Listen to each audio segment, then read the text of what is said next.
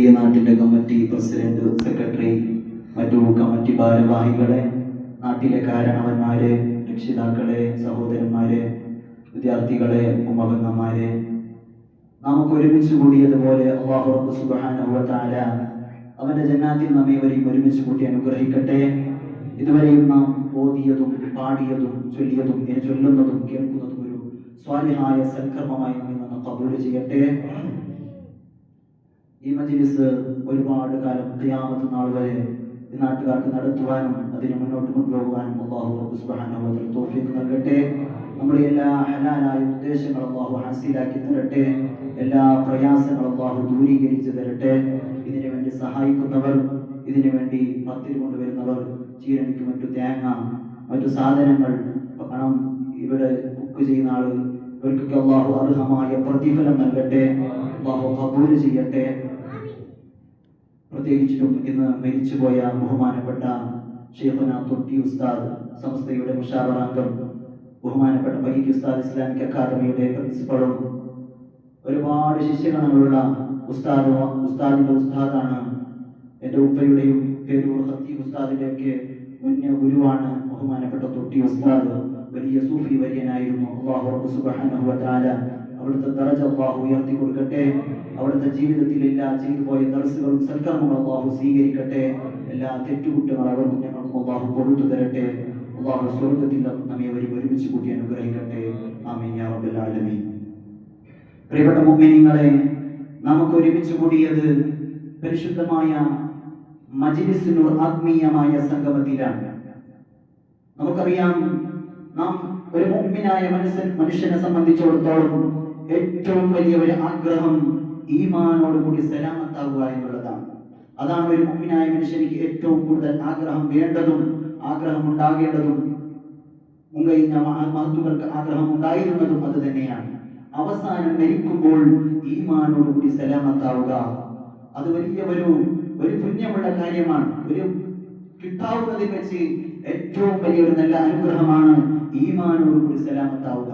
ഈമാനോടുകൂടി ജീവിക്കുക എന്നുള്ളത്, അത് ഈമാനോട് മരിക്കുക എന്നുള്ളതും രണ്ടും വ്യത്യാസമാണ്. ഒരാൾ ഈമാനോടുകൂടി ജീവിച്ച് അവസാനം മരിക്കുമ്പോൾ ചിലപ്പോൾ ഈമാൻ കിട്ടാതെ മരിക്കാം. അല്ലാഹു സുബ്ഹാനഹു വ തആല കാത്ത് സലാമത്തിലാകട്ടെ. പറഞ്ഞു വന്നത്, ഇബ്ലീസിന്റെ ശർറ് അവസാന സമയത്തുണ്ടാകും.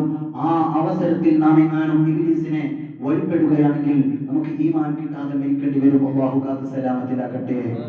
നാം നമ്മുടെ മജ്ലിസിനൂറിൽ അവസാനത്തെ ജവാബ് പാടുന്നു.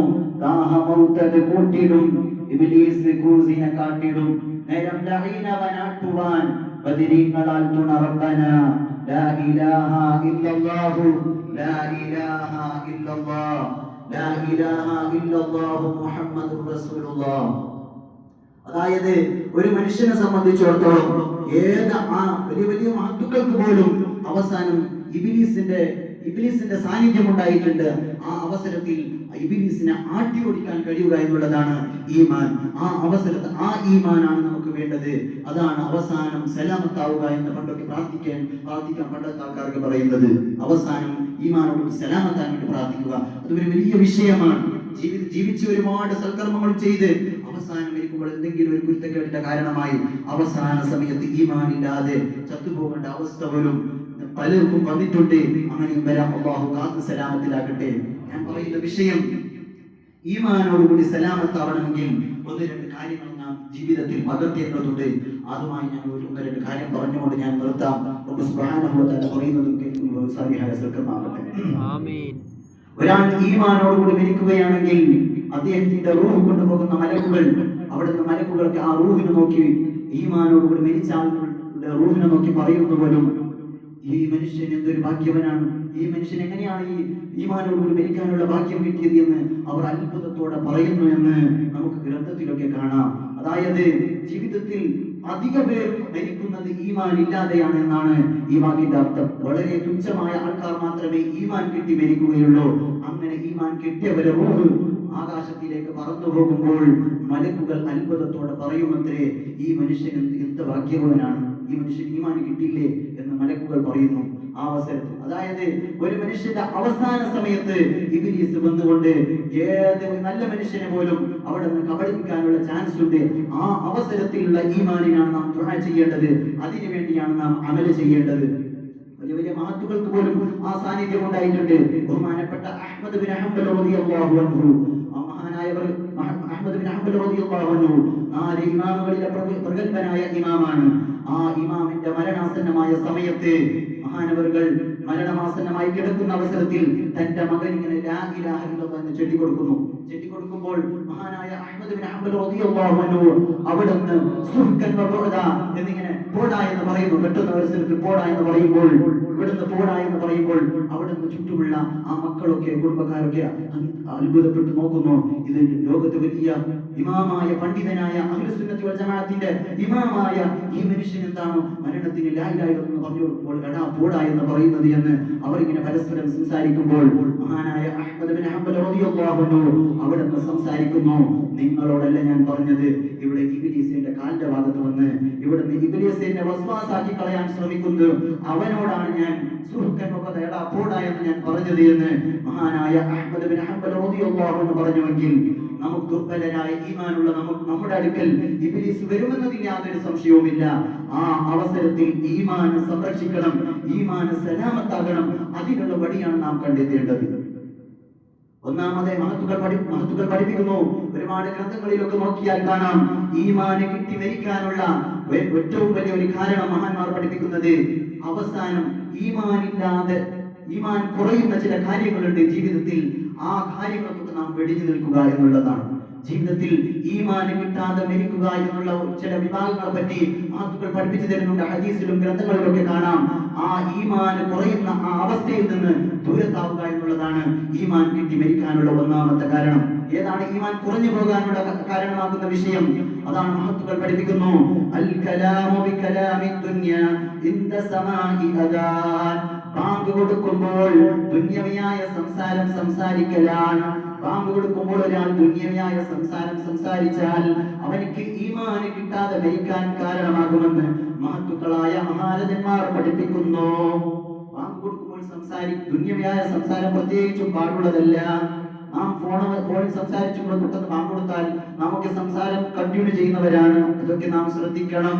ബാങ്ക് കൊടുത്താൽ ഉടനെ നാം സംസാരമൊക്കെ നിർത്തിവെച്ച് അതിനുവേണ്ടി ജവാബ് ചെല്ലണം. അങ്ങനെ ബാങ്ക് കൊടുക്കുമ്പോൾ എങ്ങാനും നാം ദുനിയവിയായ സംസാരം സംസാരിച്ചാൽ നമ്മുടെ ഈമാൻ അവസാനം നഷ്ടപ്പെട്ടു പോകാനുള്ള കാരണമാകും എന്ന് മഹത്തുക്കൾ പഠിപ്പിക്കുന്നു. അല്ലാഹു റബ്ബ് സുബ്ഹാനഹു വ തആല കാത്തു സലാമത്തിലാകട്ടെ. ഒരുപാട് ഹദീസിലൊക്കെ കാണാം, മൻ തകല്ലമ ഇൻദൽ അദാനി യതലജലജു ലിസാനഹു ഇൻദൽ മൗത്ത്. ഒരാൾ ബാങ്ക് കൊടുക്കുമ്പോൾ സംസാരിച്ചാൽ അവനിക്ക് അവസാനം അവന്റെ നാവ് ലാ ഇലാഹ ഇല്ലല്ലാഹ് എന്ന് പറയുന്നതിനെ തൊട്ട് നാവ് മറിയാതെയാകും. കൽബിൽ ചിലപ്പോൾ ലാ ഇലാഹ ഇല്ലല്ലാഹ് എന്ന് പറയണമെന്നുണ്ട്, പക്ഷേ അവന്റെ നാവ് കൊണ്ടത് പറയാൻ പറ്റാത്ത അവസ്ഥയിലേക്ക് വരും. അത് ബാങ്ക് കൊടുക്കുമ്പോൾ സംസാരിച്ചതിന്റെ കുരുത്തക്കേടാണ്. അപ്പോൾ ബാങ്ക് കൊടുക്കുമ്പോൾ ദയവ് ചെയ്ത് നമുക്ക് സംസാരം ഒഴിവാക്കണം. അത് നാം ഗൗരവത്തോടെ എടുക്കേണ്ട വിഷയമാണ്. മറ്റൊരു വിഷയം, ഖുർആൻ ഓതുന്ന സമയത്തും നാം സംസാരിക്കാൻ പാടില്ല. എങ്ങാനും നമുക്ക് ഖുർആൻ ഓതുന്നത് എവിടെന്നെങ്കിലും കേട്ടാൽ ഒരു ഓഡിയോ നമ്മൾ കേൾക്കുന്നു വിചാരിക്കും, എന്നാലും നാം ആ ഖുർആനെ ശ്രദ്ധിച്ച് കേൾക്കണം. അവിടെ നിന്ന് സംസാരിക്കാനോ ആ ഖുർആനിനെ മനഃപൂർവ്വമായി കേൾക്കാത്ത രീതിയിൽ അപശബ്ദമുണ്ടാക്കാനോ പാടില്ല. ഖുർആൻ എന്ന് പറഞ്ഞാൽ അത് വലിയ വിഷയമാണ്, ബഹുമാനിക്കേണ്ട വിഷയമാണ്. ഖുർആനിനെ ബഹുമാനിച്ചതിന്റെ പേരിൽ ഒരുപാട് മഹത്തുക്കൾ രക്ഷപ്പെട്ടിട്ടുണ്ട്. ഖുർആനിന്റെ കുരുത്തക്കേട് കിട്ടി ഒരുപാട് ആൾക്കാർ അവസാനം ഈമാനില്ലാതെ ചത്തുപോയ അവസ്ഥയുമുണ്ട്. ഒരു മഹാനായ ഒരു രാജാവായ അബ്ദുല്ലാഹി ഇബ്നു മലിക് ഇബ്നു മർവാൻ മഹാനവറുകൾ വലിയ രാജാവാണ്. ആ രാജാവായ മഹാനവർ ഒരിക്കൽ മരിച്ചുപോയതിനു ശേഷം അദ്ദേഹത്തിന്റെ കുടുംബങ്ങൾക്ക് അദ്ദേഹം സ്വപ്നത്തിലൂടെ വരികയാണ്. എന്നിട്ട് സ്വർഗീയ ആരാമങ്ങളിലായി അദ്ദേഹത്തെ സ്വർഗത്തിൽ ദർശിച്ചപ്പോൾ അവരുടെ കുടുംബക്കാർ അവരോടൊന്ന് ചോദിക്കുന്നു, എങ്ങനെയാണ് നിങ്ങൾക്ക് സ്വർഗം കിട്ടാനുള്ള കാരണം? മഹാനായ അബ്ദുൽ മലിക് ബിൻ മർവാൻ തങ്ങൾ പറയുന്നു, ഞാൻ ഖുർആനിനെ ബഹുമാനിച്ചതിന്റെ പേരിലാണ്. ഞാൻ ഒരിക്കൽ രാജാവായിരിക്കെ ഞാൻ ഇങ്ങനെ ഖജനാവ് ഇങ്ങനെ ചുറ്റിക്കൊണ്ടിരിക്കുകയാണ്. അങ്ങനെ ഞാൻ ചുറ്റിക്കൊണ്ടിരിക്കുമ്പോൾ എന്റെ ഖജനാവിന്റെ അടുത്ത് ഒരു മുസ്ഹഫിന്റെ ഒരു ഖുർആനിന്റെ മീതെ ഒരു കത്ത് ഞാൻ കാണാനിടയായി. പെട്ടെന്ന് ആ കത്തെടുത്ത് നോക്കുമ്പോൾ അത് ഞാൻ എഴുതിയ കത്താണ്, ഞാൻ മന്ത്രിക്ക് എഴുതിയ കത്താണ്. ആ കത്ത് ഖുർആനിന്റെ മുകൾ കണ്ടപ്പോൾ ഞാൻ ആ മന്ത്രിയോട് ദേഷ്യപ്പെട്ടുകൊണ്ട് അതിനെ വലിച്ചു കീറി ചാടിക്കളഞ്ഞു. ആ ഖുർആനിനെ ബഹുമാനിച്ചതിന്റെ പേരിലാണ് ഞാൻ ഇത്ര ഉന്നത സ്ഥാനത്തിലെത്തിയതെന്ന് അബ്ദുൽ മലിക് ബിൻ മർവാൻ തങ്ങൾ സ്വപ്നത്തിലൂടെ തന്റെ കുടുംബങ്ങൾക്ക് അറിയിച്ചു കൊടുക്കുന്നു. അതേപോലെ ഖുർആനിനെ നിന്ദിച്ചതായ മറ്റൊരു സംഭവമുണ്ട്. ഒരിക്കൽ ഒരു പറ്റം ആലിമീങ്ങൾ ഒരു വഴിയിലൂടെ നടന്നു പോവുകയാണ്. അവിടെ നിന്ന് നടന്നു പോകുമ്പോൾ ഒരു കബറിന്റെ അടുക്കലെത്തിയപ്പോഴേക്കും ഒരു കബറിൽ നിന്ന് ഒരു കഴുതയുടെ രൂപപ്പെട്ട ഒരു മനുഷ്യൻ വന്നുകൊണ്ട് കഴുതയുടെ ഒച്ച ഇങ്ങനെ ഉണ്ടാക്കുകയും കഴുത കരയുന്നത് പോലെ ഇങ്ങനെ ഒച്ചയുണ്ടാക്കുന്നു. പിന്നീട് അദ്ദേഹം കബറിലേക്ക് തന്നെ പോകുന്നു. ഈ ആലിമീങ്ങളും ഈ മഹാരഥന്മാരും ഇത് കണ്ടപ്പോൾ അവിടെ നിന്ന് ആ നാട്ടിൽ അന്വേഷിക്കുകയാണ്, ഇതാരാണ്, ഇത് ഏത് മനുഷ്യനാണ് ഇങ്ങനെ ചെയ്യുന്നത്, ഈ ഇദ്ദേഹം ചെയ്ത തെറ്റെന്താണെന്ന് അന്വേഷിക്കുമ്പോൾ അവിടെ നിന്ന് അവർ ചെന്ന് അദ്ദേഹത്തിന്റെ വീട്ടിലേക്ക് എത്തിയപ്പോഴേക്കും അദ്ദേഹത്തിന്റെ വീട്ടിലുള്ള ഒരു ഉമ്മ, ഒരു വൃദ്ധയായ ഒരു ഉമ്മയുണ്ട്. ആ ഉമ്മയോട് ചോദിക്കുകയാണ്, എന്താണ് ഈ മനുഷ്യൻ ചെയ്ത തെറ്റ്? ഇദ്ദേഹം കഴുതയുടെ രൂപത്തിൽ വന്ന് കഴുത വച്ച വെക്കുന്നത് പോലെ ഇദ്ദേഹം വച്ച വെച്ചുകൊണ്ട് അദ്ദേഹം കബറിലേക്ക് മടങ്ങുന്നതായി കണ്ടു. എന്താണ് ഉമ്മ ഇദ്ദേഹം ചെയ്ത തെറ്റെന്ന് അന്വേഷിച്ചപ്പോൾ അവിടെ നിന്ന് ആ ഉമ്മ പറയുന്നു, അതെന്റെ പൊന്നു മോനാണ്. ആ മോൻ ഞാൻ ഒരിക്കൽ ഖുർആൻ ഓതുന്ന സമയത്ത് വന്ന് അപശബ്ദങ്ങൾ ഉണ്ടാക്കുന്നു. ഞാൻ അവനോട് പറയുന്നു, അപശബ്ദങ്ങൾ ഉണ്ടാക്കരുത്, സംസാരിക്കരുതെന്ന് പറഞ്ഞപ്പോൾ അവൻ കേൾക്കുന്നില്ല, വീണ്ടും അപശബ്ദങ്ങൾ ഉണ്ടാക്കുന്നു. ഞാൻ പിന്നെയും ഉപദേശിച്ചപ്പോൾ എന്റെ ഉപദേശത്തെ പറ്റി അവൻ പറഞ്ഞത്, കഴുത കരയുന്നത് പോലെ എന്തിനാ നിങ്ങൾ കരയുന്നത് എന്ന് എന്നോട് ചോദിച്ചു. അതിന്റെ കുരുത്തക്കേടായിട്ട് അദ്ദേഹം മരിച്ചതിന് ശേഷം അന്ന് തന്നെ അദ്ദേഹം മരിക്കുകയും ആ മരിച്ചതിന് പിന്നാലെ ഒരുപാട് ആൾക്കാർക്ക് ഈ രീതിയിൽ കാണാനിടയായി. അദ്ദേഹത്തെ കഴുതയുടെ രൂപത്തിൽ വന്ന് കഴുതയുടെ സംസാരം, കഴുതയുടെ ഒച്ച പോലെ ഇങ്ങനെ ഒച്ച വിളിച്ച് അദ്ദേഹം വീണ്ടും കബറിലേക്ക് പോകുന്നു. ആ അവസ്ഥയിലാണ് അദ്ദേഹത്തെ കാണുന്നത്. ഇത് ഖുർആനിന്റെ കുരുത്തക്കേടാണ്. ഖുർആനിനെ നാം വല്ലാതെ സൂക്ഷിക്കണം. ഖുർആനിന്റെ മീതെ ഒരു കാര്യം നാം വെക്കാൻ പാടില്ല. നാം പലപ്പോഴും മൊബൈൽ ഫോണും വാച്ചും ഒക്കെ വെക്കുന്നത് ഖുർആനിന്റെ മുകളിലായിരിക്കാം. അതൊക്കെ നാം സൂക്ഷിക്കണം. പ്രത്യേകിച്ചും നമ്മുടെ വീടുകളിൽ ചിലപ്പോ നാം അത്യാവശ്യമായ വിലപിടിപ്പുള്ള നമ്മുടെ ID കാർഡുകൾ പോലത്തെ നാം വീടിന്റെ മുകളിലായിരിക്കും സൂക്ഷിക്കുന്നത്. അത് നാം വെക്കുന്നത് ചിലപ്പോൾ ഇങ്ങനെ മുകളിൽ വെക്കും. ആ അവസരത്തിൽ ഖുർആനിന്റെ മേലെ നാം വെക്കുകയാണെങ്കിൽ അതിന്റെ കുരുത്തക്കേട് കിട്ടും. അത് നാം സൂക്ഷിക്കണം. അല്ലാഹു സുബ്ഹാനഹു വ തആല സലാമത്താക്കട്ടെ. ഖുർആനിനെ വല്ലാതെ സൂക്ഷിക്കണം. ഖുർആൻ അതൊരു ചെറിയ ഏടാണെങ്കിലും ഒരു കഹ്ഫ് സൂറത്ത് മാത്രമേ ഉള്ളതെങ്കിലും അതിനെയും നാം ബഹുമാനിക്കണം. യാസീൻ മാത്രമുണ്ട് എന്നാലും ബഹുമാനിക്കണം. പ്രത്യേകിച്ചും ഞാൻ രക്ഷിതാക്കളോട് പറയട്ടെ, നമ്മുടെ വിദ്യാർത്ഥികളൊക്കെ ഇന്ന് ബാഗുമായി വരുമ്പോൾ ചിലപ്പോൾ അത്യാവശ്യ കാര്യം നാം ഒരുപാട് കാര്യം തവണ ഞാൻ പറഞ്ഞിട്ടുണ്ട് കുട്ടികളോട്. അവരുടെ ബാഗ്, ചെറിയ കുട്ടികൾ ചിലപ്പോ അരന്ന് താഴേക്കായിട്ടുണ്ടാവും ബാഗ് തൂക്കിയിരിക്കുക. അതിൽ ചിലപ്പോ 1 ജുസ് 2 ജുസ് 5 ജുസ് ഒക്കെ മുസ്ഹഫ് ഉണ്ടാകാം. ആ അവസരത്തിൽ നാം ചിലപ്പോൾ കണ്ടപ്പോ ഒക്കെ പറഞ്ഞിട്ടുണ്ട്. എന്നാൽ പിറ്റേ ദിവസം വരുമ്പോൾ അങ്ങനെ വരും. അപ്പോ പണ്ടൊക്കെ നാം ഖുർആൻ ചുമന്നത് ഒരു കൂട്ടം പിടിച്ച് ഇങ്ങനെ നെഞ്ഞു പിടിച്ചിട്ടാണ് കൊണ്ടുപോയിരുന്നത്. അതിന്റെ ഫലമായി നമുക്ക് ഖുർആനിനോട് ബഹുമാനമുണ്ട്. പക്ഷേ ഇന്നത്തെ കുട്ടികൾക്ക് ബഹുമാനം കുറഞ്ഞു പോകാനുള്ള കാരണം അങ്ങനെ ബാഗ് തൂക്കിയപ്പോൾ അരയുടെ താഴെ ഖുർആനിനെ വെക്കുന്നു. അതിന്റെ കുരുത്തക്കേടായിരിക്കാം ചിലപ്പോൾ കിട്ടുന്നത്. അല്ലാഹു സുബ്ഹാനഹു വ തആല നമ്മുടെ കുട്ടികൾ അല്ലാഹു സ്വാലിഹീങ്ങളിൽ ഉൾപ്പെടുത്തട്ടെ. ഏതായാലും രക്ഷിതാക്കൾ പ്രത്യേകം വീട്ടിൽ അത് ശ്രദ്ധിക്കേണ്ട വിഷയമാണ്. ബാഗിന്റെ പരമാവധി അതിന്റെ ബെൽറ്റൊക്കെ മീതിയാക്കി ഒരു അരയുടെ മുകളിൽ എത്തുന്ന രീതിയിലെങ്കിലും നിങ്ങൾ അതിനെ ചിട്ടപ്പെടുത്തുക. അല്ലാഹു സുബ്ഹാനഹു വ തആല തൗഫീഖ് നൽകട്ടെ.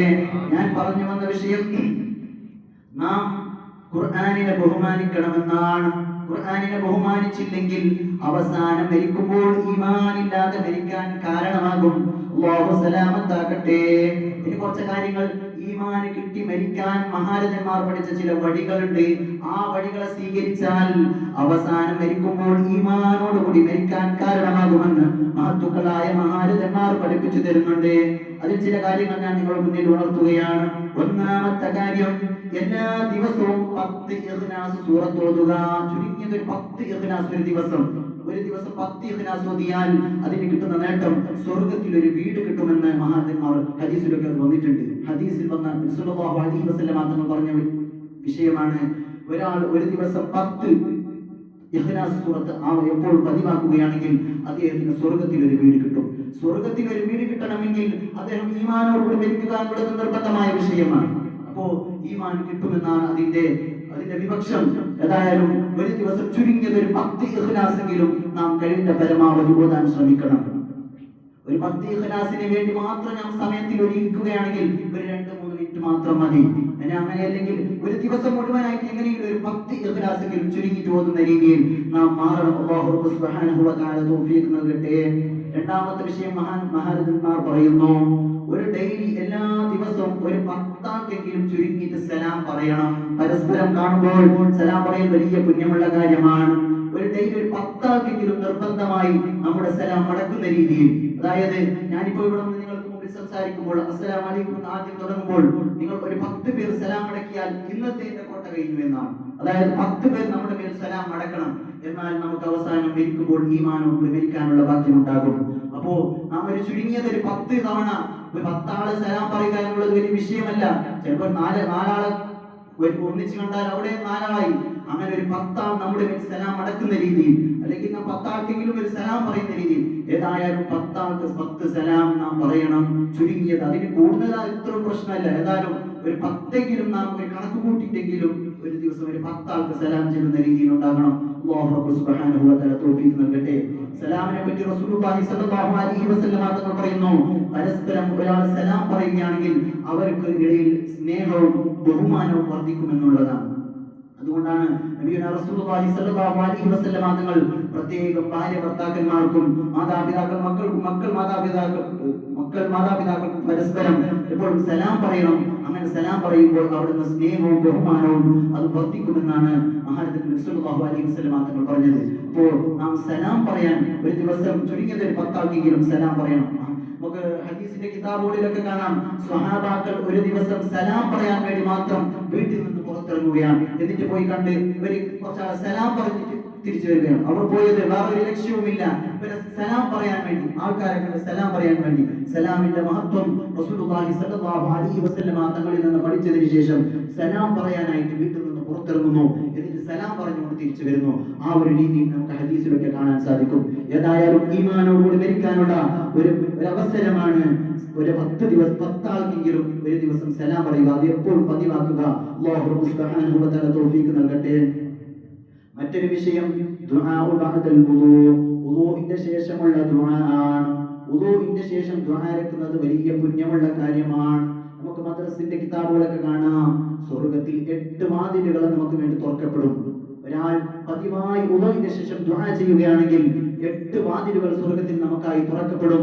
അതിൽ നമുക്ക് ഇഷ്ടമുള്ളതിൽ നമുക്ക് കയറാം എന്നാണ് ചെറിയ മദ്രസയുടെ കിതാബുകളിൽ വരെ അത് കാണാൻ സാധിക്കും. അതായത് സ്വർഗ്ഗത്തിന്റെ വാതിൽ എന്ന് പറയുമ്പോൾ നമുക്ക് നാം ഊഹിച്ചെടുക്കുന്നത് പോലെ അടുത്തടുത്തുള്ള വാതിലുകളൊന്നല്ല. ഒരു വാതിൽ കഴിഞ്ഞ് മറ്റൊരു വാതിൽ എത്രയോ വഴി ദൂരമുണ്ട്. അങ്ങനെയുള്ള ഏതായാലും സ്വർഗ്ഗം കിട്ടുമെന്ന് ഉറപ്പാണ്. സ്വർഗ്ഗത്തെ പറ്റി അത് കൊടുക്കും ഒരു മനുഷ്യന് ഇമാജിനേഷൻ, ഔട്ട് ഓഫ് ഇമാജിനേഷൻ വലാ ഖതർ അലാ ഖൽബി മുസ്ലിം. ഒരാൾ സ്വർഗ്ഗത്തെ എങ്ങനെ ഉപമിക്കുന്നോ അതൊന്നും അത് സ്വർഗ്ഗമല്ല, അതിനേക്കാളും മേലെയാണ്. ഒരാൾ സ്വർഗ്ഗത്തെ പറ്റി വലിയ ഒരുപാട് അവിടെ രസകരമായ ആവാസങ്ങളും ആഹ്ലാദങ്ങളുമായി ഒരാൾ മനസ്സിൽ ചിന്തിക്കുന്നുണ്ടെങ്കിൽ അതിനേക്കാൾ വലുതാണ് സ്വർഗം, അതിനേക്കാളും രസകരമാണ് സ്വർഗം. അല്ലാഹു സുബ്ഹാനഹു വ തആല സ്വർഗ്ഗത്തിൽ നമ്മെ എത്തിച്ചു തരുമാറാകട്ടെ. ആമീൻ. ഏതായാലും ഞാൻ പറഞ്ഞു വന്ന വിഷയം, വുളൂഇന്റെ ശേഷം ദുആ ചെയ്യുക എന്നുള്ളത് അത് ഈമാൻ കിട്ടി മരിക്കാനുള്ള കാരണമാണ്. ഒരാൾ 8 വാതിൽ സ്വർഗ്ഗത്തിൽ അതിൽ കടക്കാമെന്നതിന്റെ വിവക്ഷം, ഒരാൾ വുളൂഇന്റെ ശേഷം ദുആ ചെയ്താൽ 8 വാതിലുകളിലൂടെ സ്വർഗ്ഗത്തിൽ കടക്കാമെന്നതിന്റെ അർത്ഥം അദ്ദേഹം എന്തായാലും ഈമാനോട് മരിക്കും എന്നുള്ളതാണ്. സ്വർഗ്ഗത്തിൽ എത്തണമെങ്കിൽ ഈമാൻ വേണ്ടേ? ഈമാനോട് മരിക്കുന്നതിന് മറ്റൊരു കാരണമാണ്. ഇനി മറ്റൊരു കാരണം ദുആ ബഅദൽ അദാൻ, ബാങ്കിന്റെ ശേഷമുള്ള ദുആ. ഒരാൾ ബാങ്കിന്റെ ശേഷം പതിവായി ദുആ ചെയ്യുന്നുണ്ടെങ്കിലും അതും സ്വർഗ്ഗത്തിലേക്ക് എത്താൻ കാരണമാണ്. നബിയുനാ റസൂലുള്ളാഹി സ്വല്ലല്ലാഹു അലൈഹി വസല്ലം തങ്ങൾ പറയുന്നു, ബാങ്കിന്റെ ശേഷം ഒരാൾ ദുആ ചെയ്യുകയാണെങ്കിൽ അവനിക്ക് സ്വർഗ്ഗവും എന്റെ ശഫാഅത്തും നിർബന്ധമാണ്. അതോ നബി സല്ലല്ലാഹു അലൈഹി വസല്ലം തങ്ങളുടെ ശഫാഅത്ത് കിട്ടുന്നതും സ്വർഗ്ഗം കിട്ടുന്നതും മുഅ്മിനീങ്ങൾക്കാണ്. മുഅ്മിനാവണമെങ്കിൽ അവസാനം ഈമാനോട് സലാമത്താകണം. അങ്ങനെ എപ്പോഴും ബാങ്കിന്റെ ശേഷം ദുആ ചെയ്താൽ ഈമാനോടുകൂടി മരിക്കാനുള്ള കാരണമാകും. അല്ലാഹു റബ്ബ് സുബ്ഹാനഹു വ തആല തൗഫീഖ് നൽകട്ടെ. മറ്റൊരു കാര്യം മഹാനന്ദന്മാർ പഠിപ്പിക്കുന്നു, എല്ലാ ദിവസവും ഹദ്ദാദ് പതിവാക്കുക. ഹദ്ദാദ് പതിവാക്കിയാൽ ഈമാനോടുകൂടി മരിക്കാനുള്ള കാരണമാകും. ഹദ്ദാദ് ഇമാമിന്റെ മകൻ വലിയ പണ്ഡിതനായ ഇബ്നു ഹദ്ദാദ് റളിയല്ലാഹു അൻഹു അവിടുത്തെ കിതാബുകളിലൊക്കെ കാണാം, എന്റെ ഉപ്പ രചിച്ച ഈ ഹദ്ദാദ് റാത്തിബ് ഉണ്ടല്ലോ, ഈ കിതാബ് ഒരാൾ പതിവാക്കുകയാണെങ്കിൽ അവൻ നിർബന്ധമായും അവൻ ഈമാനോട് കൂടിയേ മരിക്കൂ എന്ന് മഹാനായ ഹദ്ദാദ് തങ്ങളുടെ മകൻ അവിടുത്തെ കിതാബിൽ രേഖപ്പെടുത്തുന്നതായി നമുക്ക് കാണാം. ഹദ്ദാദിലുള്ള ദിക്റുകൾ അതൊക്കെ ഹദീസിൽ വന്ന വ്യത്യസ്തമായ ഹദീസിൽ വന്ന ദുആകളെ ഒക്കെ ഇങ്ങനെ ഒരുമിച്ച് കൂട്ടി ആ ഓരോ ദിക്റുകളും ഓരോ ദുആകളും അത് ഹദീസിൽ നബി സല്ലല്ലാഹു അലൈഹി വസല്ലം തങ്ങൾ പറഞ്ഞതാണ്. അതിലേക്ക് ക്രോഡീകരിച്ചിട്ടാണ് മഹാനായ ഹദ്ദാദ് തങ്ങൾ ആ ഒരു രീതിയിൽ റാത്തിബ് എന്ന രീതിയിൽ അതിനെ ക്രോഡീകരിച്ചത്. അത് ദിവസത്തിൽ ഒരാൾ പതിവാക്കുകയാണെങ്കിൽ അവൻ ഈമാൻ കിട്ടി മരിക്കുമെന്നതിൽ യാതൊരു സംശയവുമില്ല. ഏതായാലും ഞാൻ പറഞ്ഞു വന്നത്, ഒരാൾ ഈമാനോടുകൂടി മരിക്കണമെങ്കിൽ ചുരുക്കിയിട്ട് ഇത്രയും കാര്യങ്ങൾ നാം ശ്രദ്ധിച്ചാൽ നമുക്ക് ഈമാനോടുകൂടി മരിക്കാൻ ഭാഗ്യം കിട്ടും. ഈമാൻ നഷ്ടപ്പെട്ടു പോകുന്ന കാര്യങ്ങൾ തൊട്ടും നാം അല്ലാഹുവിനോട് കാവൽ ചോദിക്കുക, അത്തരം കാര്യങ്ങൾ നാം ചെയ്യാതിരിക്കുക. ഇതിനൊക്കെ അല്ലാഹു സുബ്ഹാനഹു വ തആല തൗഫീഖ് നൽകട്ടെ. ഞാൻ നീട്ടിക്കൊണ്ട് പോകുന്നില്ല. നമ്മുടെ അടുത്ത മജ്‌ലിസിനോർനെ നമുക്ക് ഇറച്ചിയൊക്കെ സംഭാവന ചെയ്യണം. സല്ലല്ലാഹു അലൈഹി വസല്ലം തങ്ങൾ പറയുന്നു, ഇദാ മാതൽ അബ്ദു ഇൻഖത അമലുഹു ഇല്ലാ മിൻ തലാത്ത്. ഒരു അടിമ മരിക്കുകയാണെങ്കിൽ അവൻ എല്ലാ അമലുകളെയും ദുനിയാവിൽ ഇട്ടെറിഞ്ഞുകൊണ്ടാണ് പോകുന്നത്. മൂന്ന് അമൽ മാത്രമേ അവൻ മരിച്ചാലും അവനിക്ക് കിട്ടുന്നത് 3 അമലുകൾ മാത്രമാണ്. ആ അമലുകളെ പറ്റി നബി സല്ലല്ലാഹു അലൈഹി വസല്ലം തങ്ങൾ ഒന്നാമതായി പറയുന്നു, സദഖത്തുൻ ജാരിയ, ജാരിയായ സദഖയാണ്. ഒരാൾ ജാരിയായ സദഖ കൊടുത്താൽ അതൊരിക്കലും അവനിക്ക് നഷ്ടമല്ല. അവൻ മരിച്ചാലും അവന്റെ ഖബറിലേക്ക് വന്നുകൊണ്ടേയിരിക്കും. ദുനിയാവിൽ നാം എന്ത് സമ്പാദിച്ചാലും നമ്മുടെ വീടും നമ്മുടെ കാറും നമ്മുടെ വാഹനങ്ങളും നമ്മുടെ കൃഷികളും നമ്മുടെ ബിസിനസ്സും അതൊക്കെ നാം മരിക്കലുകൊണ്ട് അവിടെ അവസാനിച്ചു. നാം അതിനൊക്കെ ഒന്നും കൊണ്ടുപോകാൻ സാധിക്കുകയില്ല. മറിച്ച് നമുക്ക് ഖബറിൽ കൊണ്ടുപോകാൻ കഴിയുന്നത് 3 അമലുകളാണ്. അതിലൊന്നാമത്തെ അമൽ സദഖത്തുൻ ജാരിയ, ജാരിയായ സദഖയാണ്. രണ്ടാമത്തെ കാര്യം റസൂലുള്ളാഹി അലൈഹി വസല്ലം തങ്ങൾ പറയുന്നു, വലദുൻ സാലിഹുൻ യദ്ഉ ലഹു, അവനിക്ക് വേണ്ടി പ്രാർത്ഥിക്കുന്നതായ മക്കളാണ്. അവനിക്ക് വേണ്ടി നല്ല സ്വാലിഹീങ്ങളായ മക്കളായി വളർത്തിയാൽ ആ മക്കൾ അവൻ മരിച്ചാലും അവനിക്ക് ഭാഗ്യമാണ്, അവനിക്ക് കിട്ടുന്ന സ്വത്താണ് ആ മക്കൾ. ആ മക്കൾ എപ്പോഴും അവിടുത്തെ ഖബറിന്റെ അടുക്കൽ പോയി പ്രാർത്ഥിക്കുമ്പോൾ അതൊക്കെ ആ മാതാപിതാക്കൾക്ക് കിട്ടുന്ന അവർ ബാക്കി വെച്ച അമൽ എന്ന് വേണം അതിനെ പറയാൻ. അപ്പോൾ രണ്ടാമത്തെ കാര്യം റസൂലുള്ളാഹി അലൈഹി വസല്ലം തങ്ങൾ പറയുന്നു, വലദുൻ സാലിഹുൻ യദ്ഉ ലഹു, അവനിക്ക് വേണ്ടി പ്രാർത്ഥിക്കുന്നതായ മക്കളാണ്. മൂന്നാമതായി നബിയുനാ റസൂലുള്ളാഹി സ്വല്ലല്ലാഹു അലൈഹി വസല്ലം തങ്ങൾ പറയുന്നു, ഔ ഇൽമുൻ യുൻതഫഉ ബിഹി, അവനിക്ക് ഉപകാരപ്രദമാകുന്ന അറിവാണ്. ഒരാൾ അറിവിന് ഇങ്ങനെ ജനങ്ങൾക്ക് ഇങ്ങനെ പഠിപ്പിച്ചു കൊടുത്തു. അങ്ങനെ പഠിപ്പിച്ചു കൊടുത്താൽ ആ മനുഷ്യൻ അത് ആയിൽ മറിഞ്ഞു. അവനുശേഷം അവൻ വേറെ ഒരാൾക്ക് പഠിപ്പിച്ചു കൊടുത്തു. അങ്ങനെ തലമുറ എത്ര തലമുറ പോകുന്നുണ്ടോ, ആദ്യം പഠിപ്പിച്ചവനിക്ക് ഇതിന്റെ അവൻ ആദ്യം പഠിപ്പിച്ചവൻ മരിച്ചാലും അവന്റെ ഖബറിലേക്ക് ഇതിന്റെ സവാബ് ഇങ്ങനെ കിട്ടിക്കൊണ്ടേയിരിക്കുകയാണ്. മൂന്നാമത്തെ അമൽ റസൂലുള്ളാഹി സ്വല്ലല്ലാഹു അലൈഹി വസല്ലം തങ്ങൾ പറഞ്ഞു, അവനിക്ക് ഉപകാരപ്രദമാകുന്ന അറിവ് അവൻ ബാക്കി വെച്ചു പോയാൽ അത് അവനിക്ക് മരിച്ചാലും ബാക്കിയാകുന്ന അമലാണ്. ഇതാണ് ഞാൻ പറഞ്ഞു വന്നത്. സ്വതക്ക, ഇതിൽ ഒന്നാമത്തെ കാര്യം സ്വതക്ക എന്നുള്ളതാണ്. സ്വതക്കയ്ക്ക് വലിയ പുണ്യമുണ്ട്. ഒരു ചരിത്രം പറഞ്ഞുകൊണ്ട് എന്റെ വാക്ക് ഞാൻ ഉപസംഹരിക്കുന്നു. ഒരിക്കൽ നബിയുനാ റസൂലുള്ളാഹി സ്വല്ലല്ലാഹു അലൈഹി വസല്ലം തങ്ങളിലേക്ക് ഒരു മനുഷ്യൻ വന്നുകൊണ്ട് അബാ എന്ന് പറയുന്ന ഒരു കോട്ടിനെ നബി സ്വല്ലല്ലാഹു അലൈഹി വസല്ലം തങ്ങൾക്ക് ഹദിയ കൊടുക്കുകയാണ്. ഹദിയ കൊടുക്കുമ്പോൾ നബി സ്വല്ലല്ലാഹു അലൈഹി വസല്ലം തങ്ങൾ ആ അബാ എന്ന് പറയുന്ന കോട്ടിനെ ആയിഷ ബീവിയോട് എടുത്തു വെക്കാൻ പറയുന്നു. നബി സ്വല്ലല്ലാഹു അലൈഹി വസല്ലം തങ്ങൾ ആ അബാ എന്ന് പറയുന്ന കോട്ടിനെ എടുത്തു വെക്കുന്നു. അങ്ങനെയിരിക്കെ ഒരു ദിവസം ഒരു യാചകനായ മനുഷ്യൻ നബിയുനാ റസൂലുള്ളാഹി സ്വല്ലല്ലാഹു അലൈഹി വസല്ലം തങ്ങളുടെ അരികിലേക്ക് വരികയാണ്. എന്നിട്ട് ചോദിക്കുകയാണ്, നബിയേ വല്ലതും തരണേ, നബിയേ വല്ലതും തരണേ എന്ന് ചോദിച്ചപ്പോൾ നബി സ്വല്ലല്ലാഹു അലൈഹി വസല്ലം തങ്ങൾ അവിടെ വേറൊരു ഭക്ഷണവും മറ്റു സംഭാവനവും ഇല്ലാത്തതിന്റെ കാരണമായി അവിടുന്ന് ആയിഷ ബീവിയോട് പറയുകയാണ്, ആയിഷ, എടുത്തു വെച്ച അബാ എന്ന് പറയുന്ന കോട്ടില്ലേ, ആ കോട്ടിനെ ഈ മനുഷ്യന് കൊടുത്തു കളയും. അപ്പോൾ ആയിഷ ബീവി ആ അബാ എന്ന് പറയുന്ന കോട്ടിനെ ആ മനുഷ്യനിലേക്ക് സമ്മാനിക്കുകയാണ്. നബി സല്ലല്ലാഹു അലൈഹി വസല്ലം തങ്ങളുടെ കോട്ട് കിട്ടിയ സന്തോഷത്തോടെ ആ മനുഷ്യൻ നേരെ മദീനയുടെ മാർക്കറ്റിലേക്ക് ചെല്ലുകയാണ്. അവിടുന്ന് വിളിച്ചു പറയുന്നു, നബി സല്ലല്ലാഹു അലൈഹി വസല്ലം തങ്ങളുടെ ഒരു കോട്ട് ഞാൻ വിൽപ്പനക്ക് വെക്കുന്നുണ്ട്, അത് ആർക്കാണ് വേണ്ടത്?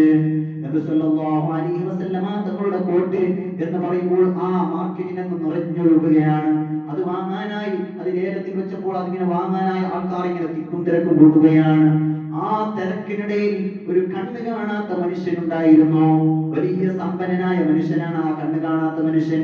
ആ മനുഷ്യൻ തന്റെ അടിമയോട് പറയുന്നു, എങ്ങാനും ആ റസൂലുള്ളാഹി സ്വല്ലല്ലാഹു അലൈഹി വസല്ലമ തങ്ങളുടെ ആ അബാ എന്ന് പറയുന്ന കോട്ടില്ലേ, അതെങ്ങാനും നീ എനിക്ക് നല്ല വില കൊടുത്ത് അവരിൽ നിന്ന് വാങ്ങിച്ചു കൊണ്ടുവന്നാൽ ഞാൻ നിന്നെ അടിമത്വ മോചനം ഞാൻ നിനക്ക് നൽകുകയാണ്.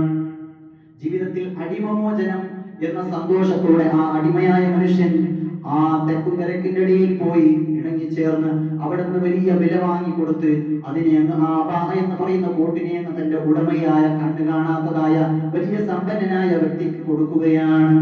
ഈ നബി സല്ലല്ലാഹു അലൈഹി വസല്ലമ തങ്ങളുടെ കോട്ട് കിട്ടിയ സന്തോഷത്തിൽ ഈ കണ്ണ് കാണാത്ത മനുഷ്യൻ അവന്റെ വാക്ക് പാലിക്കുകയാണ്, തന്റെ അടിമയെ മോചിപ്പിക്കുകയാണ്. അവിടുന്ന് ആ റസൂലുള്ളാഹി സ്വല്ലല്ലാഹു അലൈഹി വസല്ലമ തങ്ങളുടെ കോട്ട് വാങ്ങിയത് അതിനെ തവസ്സുൽ ചെയ്തുകൊണ്ട് പ്രാർത്ഥിക്കാനാണ്. ആ കണ്ണ് കാണാത്ത മനുഷ്യൻ പ്രാർത്ഥിക്കുന്നു, നബി തങ്ങളുടെ ബർക്കത്ത് കൊണ്ട് എനിക്ക് ഈ കോട്ടിന്റെ ബർക്കത്ത് കൊണ്ട് എന്റെ കണ്ണിന്റെ കാഴ്ച തിരിച്ചു കിട്ടണേ എന്ന് അദ്ദേഹം പ്രാർത്ഥിക്കുന്നു. അദ്ദേഹത്തിന് ആ പ്രാർത്ഥനയ്ക്ക് ഉത്തരം കിട്ടുന്നു. പ്രാർത്ഥനയ്ക്ക് ഉത്തരം കിട്ടിയ സന്തോഷത്തിൽ അദ്ദേഹം നേരെ ചെല്ലുന്നു ഇലാ ഹദറത്തി റസൂലില്ലാഹ് സ്വല്ലല്ലാഹു അലൈഹി വസല്ലമ തങ്ങളുടെ ഹദറത്തിലേക്ക് തന്നെ വരികയാണ്. എന്നിട്ട് നബി സ്വല്ലല്ലാഹു അലൈഹി വസല്ലമ തങ്ങളിലേക്ക് തന്നെ ഏൽപ്പിക്കുന്നു, നബിയേ ഈ കോട്ട് ഞാൻ നിങ്ങൾക്ക് സമ്മാനിക്കുന്നു, ഇത് തങ്ങളുടെ കോട്ടാണ്. അവിടുന്ന് കൊടുത്തപ്പോൾ നബി സ്വല്ലല്ലാഹു അലൈഹി വസല്ലമ തങ്ങൾ ആയിഷ ബീവിയോട് പറയുന്നു, ആയിഷ, നാം ഒരു ജാരിയായ സ്വതക്ക ഉദ്ദേശിച്ച് ഒരാൾക്ക് കൊടുത്തപ്പോൾ ഈ കോട്ട് കൊടുത്തപ്പോൾ ഈ കോട്ട് എന്തെല്ലാമാണ് നന്മ ചെയ്തത്. ആദ്യമായി ഒരു യാചകനായ ഒരു പാവപ്പെട്ട മനുഷ്യൻ ഇതങ്ങ് ചന്തയിൽ കൊണ്ടുപോയി വിറ്റപ്പോൾ വലിയ വില കൊടുത്താണ് അത് വാങ്ങിയത്. അതുകൊണ്ട് ഇദ്ദേഹം വലിയ സമ്പന്നനായി. ആദ്യം ഒരു പാവപ്പെട്ട മനുഷ്യൻ ഇത് സമ്പന്നനാക്കി. രണ്ടാമതായി ഒരു അടിമ ഉടമയ്ക്ക് ഇത് വാങ്ങിക്കൊടുത്തതിന്റെ പേരിൽ അദ്ദേഹം അടിമ മോചനമുണ്ടായി. അതായത് ഈ കോട്ടിന്റെ രണ്ടാമത്തെ ഗുണം ഒരു അടിമയെ മോചിപ്പിച്ചു.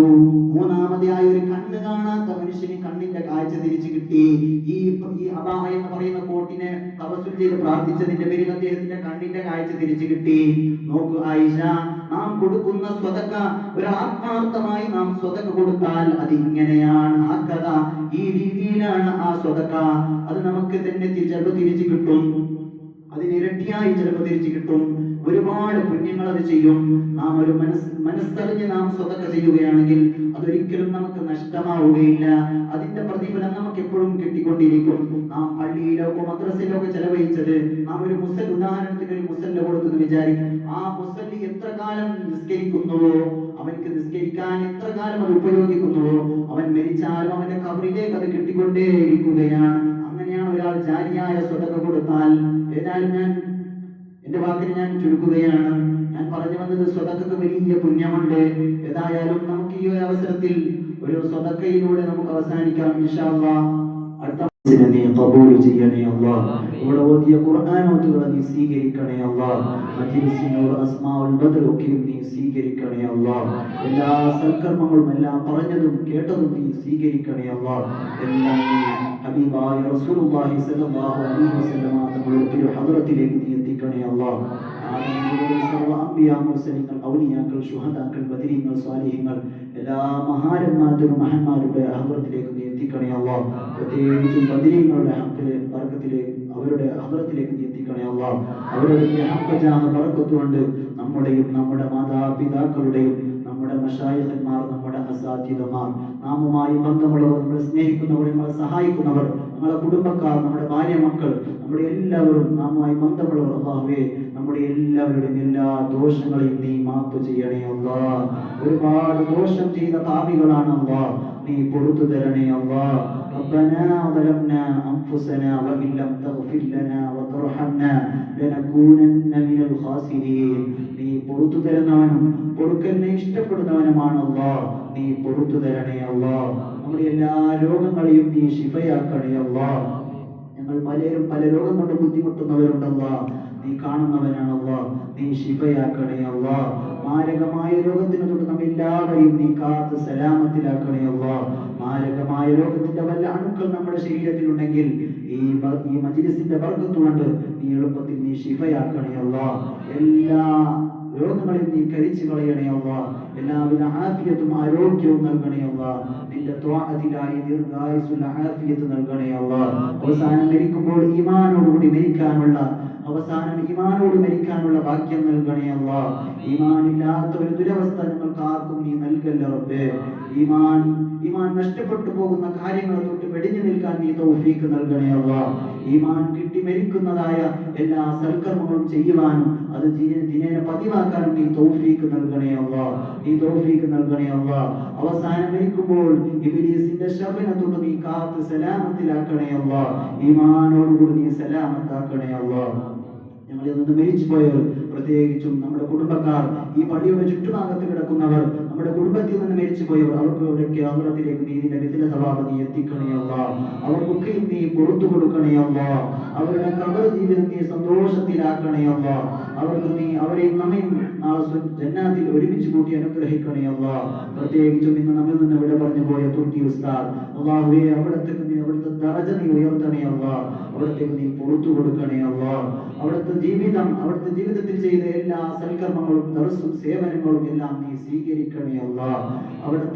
അവിടുത്തെ ബർക്കത്ത് കൊണ്ട് നമ്മുടെ ദുആനെയും നമ്മുടെ ജീവിതത്തെയും നീ ഏറ്റെടുക്കണേ അല്ലാ. എല്ലാം നീ ഖൈറിലാക്കണേ അല്ലാ. അവിടുത്തെ കുടുംബത്തിനൊക്കെ നീ ക്ഷമ നൽകണേ അല്ലാ. സുന്നത്ത് ജമാഅത്തിന്റെ ആലിമീങ്ങൾക്കൊക്കെയും നീ ദീർഘായുസ് നൽകണേ അല്ലാ. എല്ലാവിധ പരിപാടികളും നീ വിജയിപ്പിക്കണേ അല്ലാ. എല്ലാം നീ ഖൈറായി വിജയിപ്പിക്കണേ അല്ലാ. അല്ലാഹുവേ, നമ്മുടെ എല്ലാവരുടെയും എല്ലാ ഹലാലായ ഉദ്ദേശങ്ങളും നീ ഹാസിലാക്കി തരണേ അല്ലാ. നമുക്ക് ഒരുപാട് ഉദ്ദേശങ്ങളുണ്ട്. ഈ മജ്ലിസിൽ വന്നത് ഒരുപാട് ഉദ്ദേശങ്ങൾ വെച്ചിട്ടാണ് അല്ലാ. അതിനൊക്കെയും നീ കാണുന്നവനാണ്. നീ ഹലാലായ എല്ലാ ഉദ്ദേശങ്ങളും നീ ഹാസിലാക്കി തരണേ അല്ലാ. ഈ മജ്ലിസിൽ ദുആ കൊണ്ട് വസിയത്ത് ചെയ്തവർ, ഇവിടെ ഇറച്ചി എഴുതിയവർ, മറ്റും അവിടേക്ക് വേണ്ടിയുള്ള എല്ലാ പ്രവർത്തനങ്ങൾ നടത്തുന്നവർക്കെയും നീ സ്വീകരിക്കണേ അല്ലാ. അല്ലാഹുവേ, സ്വീകരിക്കണേ അല്ലാ. ഇതിന്റെയൊക്കെ സവാബ് ഞങ്ങൾക്ക് നീ നൽകണേ അല്ലാ. ജാരിയായ സ്വതക്കയായി ഞങ്ങളിൽ നിന്ന് കബൂലാക്കണേ അല്ലാ. നമ്മുടെ എല്ലാ ഹലാലായ ഉദ്ദേശങ്ങളും നീ ഹാസിലാക്കണേ അല്ലാ. എല്ലാവിധ പ്രയാസങ്ങളും നീ ദൂരീകരിക്കണേ അല്ലാ. എല്ലാവിധ അപകടങ്ങൾ, നാശങ്ങൾ, നഷ്ടങ്ങൾ, ചതി, വഞ്ചന, സിഹ്ർ, കണ്ണീർമുഖത്ത് ഞങ്ങൾ എല്ലാവരെയും നീ കാത്ത് സലാമത്തിലാക്കണേ അല്ലാ. എല്ലാവിധ ഖൈറും ബറക്കത്തും സന്തോഷവും റാഹത്തും ഐശ്വര്യവും സമാധാനവും വിജയവും നൽകണേ അല്ലാ. നാട്ടിലെല്ലാം നീ ഐക്യത്തോടെ എല്ലാ കാര്യം നടത്താൻ നീ തൗഫീഖ് നൽകണേ അല്ലാ. നമ്മുടെ ഈ നാടിന്റെ കമ്മിറ്റികൾക്കും ഈ നാട്ടുകാർക്കും ഒക്കെ നീ ഐക്യം നൽകണേ അല്ലാ. എല്ലാവിധ പ്രവർത്തനങ്ങളെയും നല്ലതുപോലെ ചെയ്യാൻ നീ തൗഫീഖ് നൽകണേ അല്ലാ. നമ്മുടെ പള്ളി, നമ്മുടെ മദ്രസ, ഇതൊക്കെയും നീ ഏറ്റെടുക്കണേ അല്ലാ. എല്ലാം നീ കബൂലാക്കണേ അല്ലാ. നമ്മുടെ വിദ്യാർത്ഥികളെ നീ ഉന്നതിയിലേക്ക് എത്തിക്കണേ അല്ലാ. ഉന്നത വിദ്യാഭ്യാസമുള്ള കുട്ടികളാക്കണേ അല്ലാ. സ്വാലിഹീങ്ങളാക്കണേ അല്ലാ. നമുക്ക് ഉപകാരപ്രദമാകുന്ന കുട്ടികളാക്കണേ അല്ലാ. നമ്മുടെ എല്ലാ പരീക്ഷകളിലും നീ വിജയിപ്പിക്കണേ അല്ലാ. എല്ലാവിധ പരീക്ഷകളും സ്കൂളിന്റെ മദ്രസിന്റെ ഒക്കെ പരീക്ഷകളിൽ നമ്മളെ എല്ലാ കുട്ടികളെയും നീ വിജയിപ്പിക്കണേ അല്ലാ. ഉപകാരപ്രദമാകുന്ന അറിവാകുന്ന രീതിയിലും മാതാപിതാക്കൾക്ക് വേണ്ടി സ്വാലിഹായ കുഞ്ഞുങ്ങളാകുന്നതും ഞങ്ങളെ കുട്ടികളെ നീ പെടുത്തണേ റബ്ബേ. ഞങ്ങളെ മാതാപിതാക്കൾക്കും ആ രീതിയിൽ നീ പെടുത്തണേ റബ്ബേ. ഞങ്ങൾ നീ ഏറ്റെടുക്കണേ അല്ലാ. നമ്മുടെ എല്ലാ മജ്ലിസുകളും നീ ഖബൂൽ ചെയ്യണേ അല്ലാ. ഇങ്ങനെ ഈ മജ്ലിസുകളെ എല്ലാ ദിവസവും എല്ലാ മാസവും നടത്താനും അതിന് ഈ നാട്ടുകാർക്കും ഒക്കെ നീ തൗഫീഖ് നൽകണേ അല്ലാ. ഖിയാമത്ത് നാൾ വരെ നീ നിലനിർത്തണേ റബ്ബേ. ഇതിന്റെ എല്ലാ ശത്രുക്കളെ നീ പരാജയപ്പെടുത്തണേ റബ്ബേ. ഈ ഖൈറായ രീതിയിൽ നീ ഏറ്റെടുക്കണേ അല്ലാ. നമ്മുടെ ദുആ നീ സ്വീകരിക്കണേ അല്ലാ. ربنا تقبل منا إنك أنت السميع العليم وتب علينا إنك أنت التواب الرحيم. ربنا آتنا في الدنيا حسنة وفي الآخرة حسنة وقنا عذاب النار. ربنا تقبل منا إنك أنت السميع العليم وتب علينا إنك أنت التواب الرحيم. آمين بفضل صلى الله على محمد صلى الله عليه وسلم. صلى الله على محمد صلى الله عليه وسلم. اللهم صل على محمد يا رب صل عليه وسلم.